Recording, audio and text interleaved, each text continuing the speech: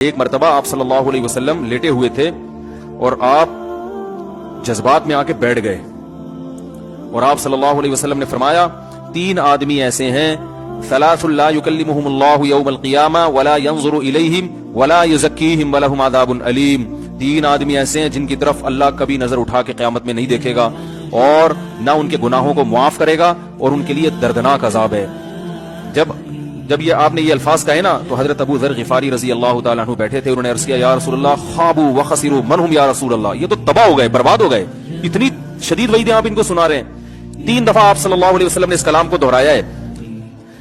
تو آپ نے فرمایا المنان, ایک وہ شخص جو احسان کر کے جتلاتا ہے, ہر ایک کو بتاتا رہتا ہے یہ میں نے, وہ اس کو ذلیل کرتا ہے لوگوں کے سامنے. دوسرا والمسبل ازارہ, اپنے ازار یا شلوار کو ٹخنوں سے نیچے لٹکانے والا.